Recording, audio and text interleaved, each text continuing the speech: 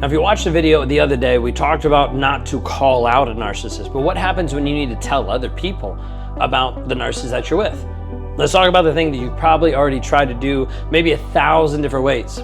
You tried to tell someone. You tried to get them to see it, to understand what was happening. You might have tried to warn your family. You might have tried to caution your friends. You might have tried to educate the therapist, the workplace, the community around that the guy that you're dealing with, the man that you're with, the one that everyone calls charming, helpful, generous, he's actually a manipulative monster. He's emotionally abusive. He's a controlling narcissist. But what happened when you did this? Maybe you got shut down, minimized, blamed. Maybe you just got called bitter, dramatic, resentful, or maybe you got called the real narcissist. And I get it, because that's the guy that I used to be.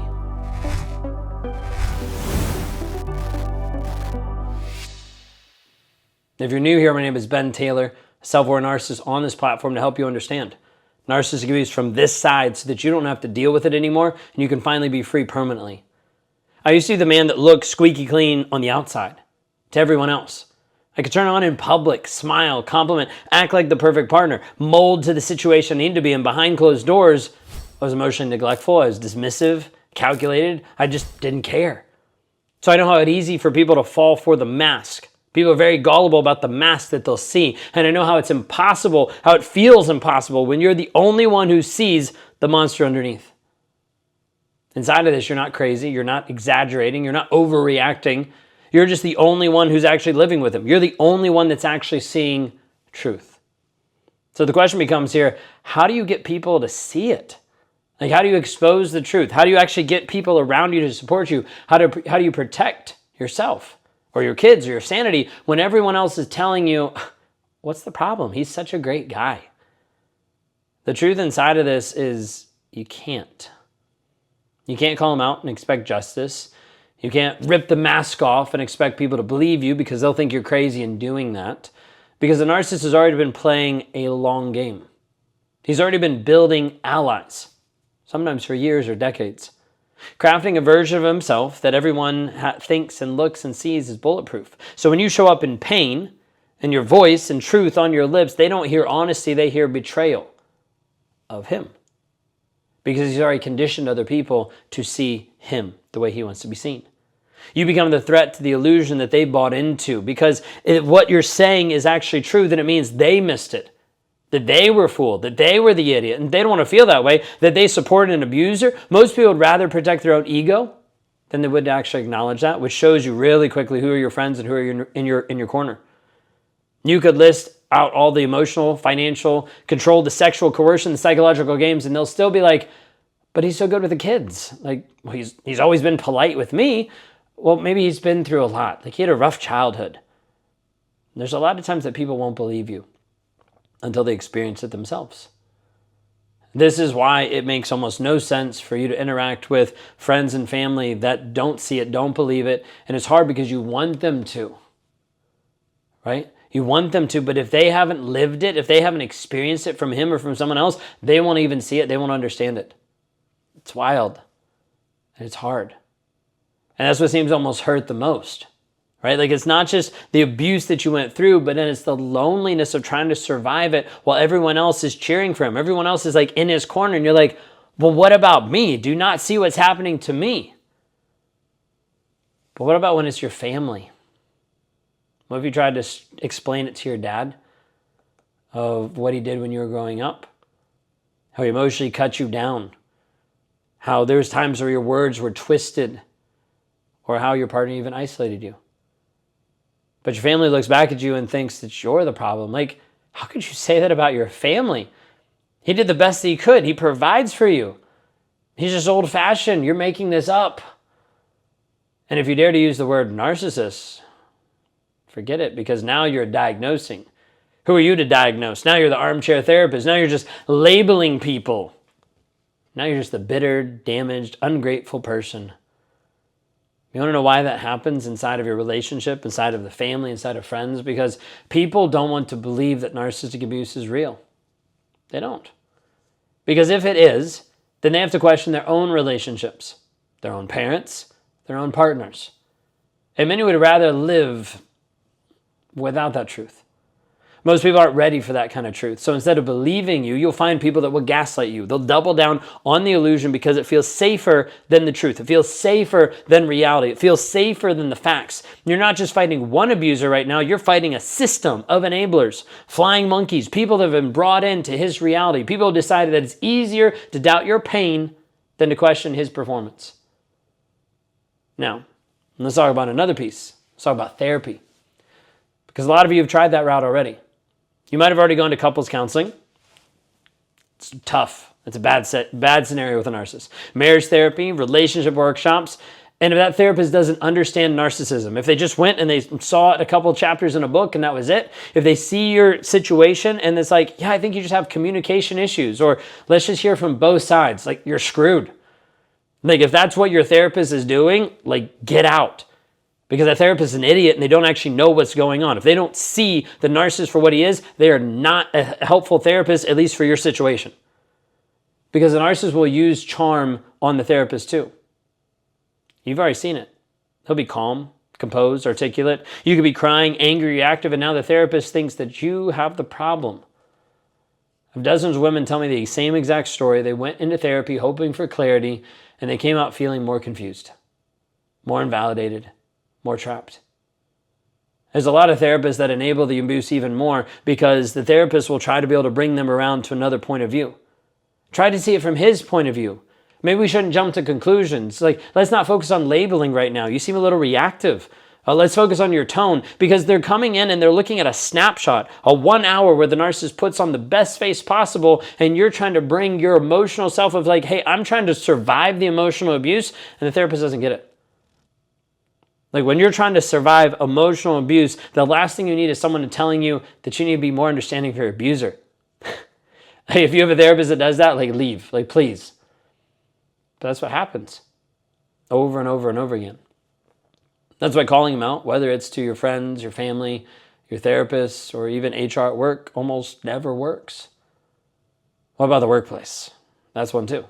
You might have a narcissistic boss or coworker that's toxic, that's manipulative, maybe they're harassing you, but he's also productive, charismatic, a high performer, someone who's moving. And you try to raise concerns to HR and they just kind of nod politely and they launch a 30-minute online training. That's not justice. It's just damage control. Trying to keep the image, trying to make sure, because he might make the company money, he might boost the numbers, he might look and act a certain way. Nobody wants the one to fire the golden goose, even if he's ruining the lives behind the scenes. It's like, well, let's figure out how to keep him here. So instead they might turn on you, calling you difficult, questioning your attitude, your work ethic, maybe they even write you up. And just like that, the person who's suffering becomes the person who's punished. Do you see a theme inside of narcissistic relationships? The person who's suffering becomes the one that's punished. Why? Because narcissistic abuse is subtle. It's hard to prove. That's why it doesn't work in court. It's not bruises and broken bones. It's manipulation, it's gaslighting, it's blame shifting, it's control. And most people aren't trained to see it. So as a result, you step into a therapist's office and they're like, I don't see it.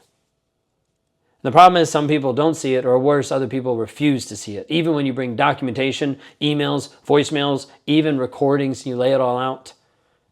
And you find that still people will make excuses, still people will defend him, still people will look the other way just to ignore the fact that he's an abuser. But you're the one that's hurt because you're left wondering, what else do I need to show? Like, how else can I prove this? Like, why won't you see this? Does anyone believe me? Because the truth inside of this is they don't want to. They don't want to believe you. They don't want to believe the reality, because seeing the truth means giving up their comfort, their assumptions, their illusions. And most people aren't willing to pay that price. Most people you see really quickly, they're not willing to see it. So what do you do next? Hey, just want to jump in here really quick and say you might have been watching my content for a period of time, but you haven't taken the next step. You haven't taken the next moment, the next idea, the next thought to actually change your life. And I want to provide you with a couple different options. One of the ways is to be able to work with me personally inside the Thriver Intensive. What I do inside of there is help you break the trauma bond, eradicate the triggers, and move forward in the healing process. You got 24/7 access to me. You've got access to other women who are going through it, access to other coaches, but a support system that you need to finally break free once and for all, and to make sure that you don't go back, that you don't interact with them again, and that you finally find peace.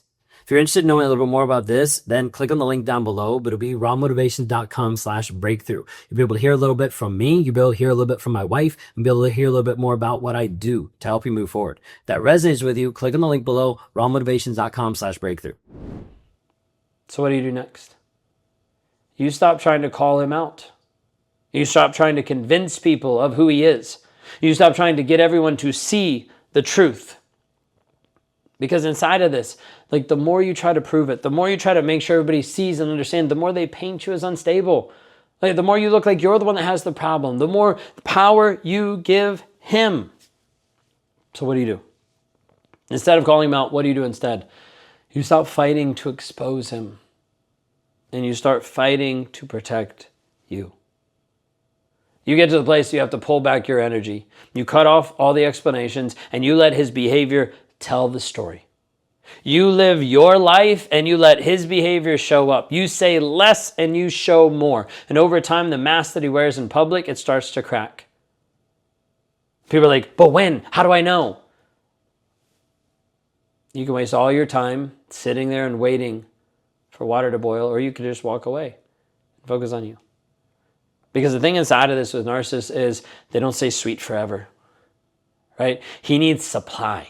He needs control. He needs to find another person to destroy, another person to have that attention, that validation from. And when you step back, he's going to move on to the next person. Maybe that's the flying monkey. Maybe that's the person that's in his life. Maybe it's the friend who told you to stay. Maybe it's a coworker. Maybe it's your best friend, right? There's going to be different people that are going to align with him or he's going to get with. And when they start to feel this sting, that's when there starts to be light bulbs. Oh, you're right. Didn't realize this. Because now they're the ones getting invalidated. Yeah, doesn't feel great. Now they're the ones getting manipulated. Now they're the ones wondering what in the world just happened. Because they started to feel the abuse. That's when they might come to you and say, like, I think I might get it now. Doesn't always happen. It's not always how it goes. Some people still stay blind. Some people want to stay blind. Some people stay loyal to the illusion because it's safer. It's more comfortable. They'd rather be comfortable than conscious. A lot of the world would rather be comfortable than conscious. That's not your responsibility. Your responsibility is you, your clarity, your peace, your healing, your strength, your growth, your transformation, not proving a case to a courtroom of people who've already chosen a side. They've already made it clear. Let's talk about family one more time, because this is where most people get stuck. A lot of survivors get stuck dealing with the family, where you finally realize that your dad is a covert narcissist. Like he was emotionally neglectful. Maybe you had a family member, a brother that triangulates or manipulated you. You try to set boundaries. You try to explain why you're stepping back, and you try to make him understand. And the problem is he won't. He doesn't care. He'll turn around. He gave everything for you. He worked so hard. You're being dramatic. You've changed. He's still the same. And you want to scream at them. You want to just shake them and make them see how much it hurts you, how long you lived under it, how much it cost you. But they won't. Because at this point, they've benefited from you staying silent, from you playing the role of how you show up, from you absorbing the dysfunction in the family, dysfunction inside the life. And when you break the pattern, they don't celebrate it, being like, yeah, you're breaking generational trauma. No, they resist it because now they have to face their own guilt, their own shame, their own complexity inside of this, their own dysfunction. So what do? It's one of the hardest things, but you don't explain yourself anymore. You just say this dynamic is not healthy for me. You set healthy boundaries, like I'm choosing to step away. I'm not asking you to agree with this. I'm just letting you know I'm done with this type of conversation. I'm done. Here's a boundary that I'm putting because I have to do this. And then you leave it at that. No more essays, no more defenses, no more proof. Just action, just distance, just space that allows you to have a buffer to heal. If you don't have this space to heal, you're constantly triggered. The silence, the boundary, that speaks louder than anything you could ever say. That gets through more than what you could ever say. It shows that you're no longer willing to sacrifice yourself for their approval, and that you don't need them to validate your experience to just know that it's real. Now let's go back to the question we started with. Should you tell people that he's a narcissist? My final answer inside of this is no. You let them find out. You let his behavior do all the talking for you, and you let the patterns expose itself and expose himself to the world, because it always does. It might take months, it might take years, but eventually the mask starts to slip. The truth starts to spill out, the charm fades, and all of a sudden the damage starts to show to the entire world because he will still live the same way. And by that point, you're going to be so far ahead in your healing, it won't even matter if they believe you or if they don't. You're at that point where you're living in your truth, and they'll still be trying to untangle the lies. They'll still be confused.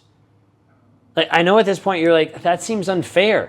Like, I want justice. Like, I want recognition. I want anyone to finally say, like, you were right. He's toxic. I couldn't even imagine that. I didn't understand. And maybe that day will come.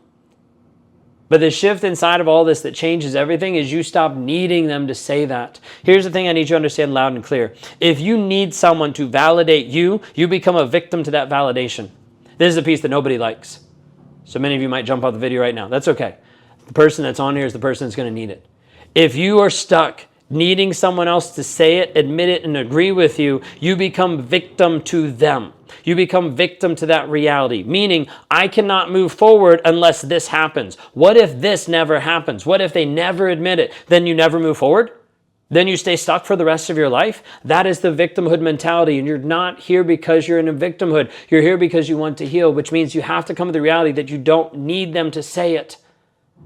You stop waiting for this external validation, and you give yourself permission to know what you already know. Because you've already lived it, you've already experienced it, you've already felt it, you've already survived it. Why can't that be enough?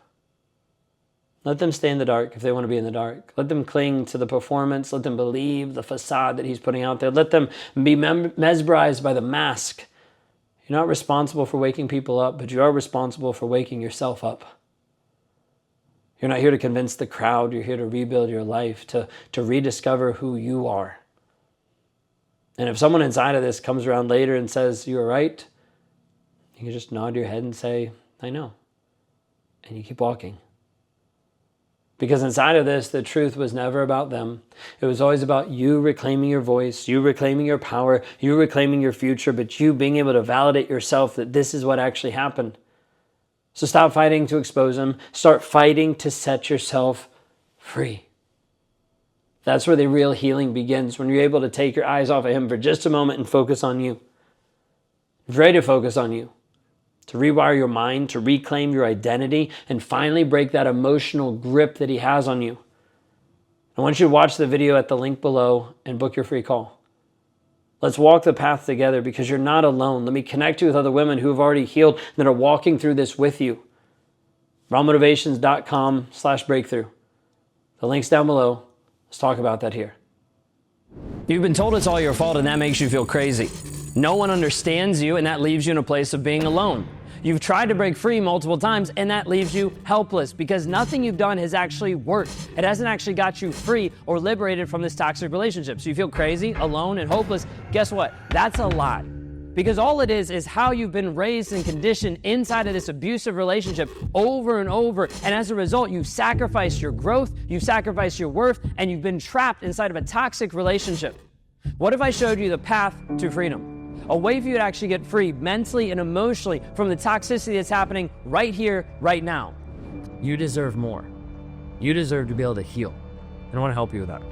If I can help you with that, go to rawmotivations.com/breakthrough. Schedule a call there and let's talk. I saw the messages. I knew he was lying. But somehow, I ended up apologizing.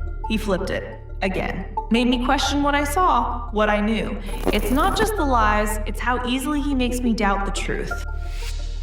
Have you ever caught him in a lie, but then somehow you're the one that ends up apologizing by the end of the conversation? You saw his phone, you saw the text messages, you heard the contradictions, and you knew something was off. But when you got to the place you confronted him, suddenly the entire conversation flipped over itself, and now you're the one that's being excused. Now you're the one that's feeling guilty. Now you're the one wondering, maybe, and just maybe, you're the one that overreacted. You're making a big deal out of everything. This is how it works with a narcissist. It's not just about the lies that make it hurt. It's how he can make you doubt the truth that's sitting right in front of you. And if you don't know how to break free from it, you're gonna spend years trapped inside of his same confusion, second guessing yourself, watching your confidence, your business, your life, and slip away. Today I'm gonna teach you that one word that exposes every narcissistic lie. A single word that will cut through the gaslighting, the manipulation, and the mental gymnastics that keep you trapped in this toxic relationship. This is how you start taking back your control.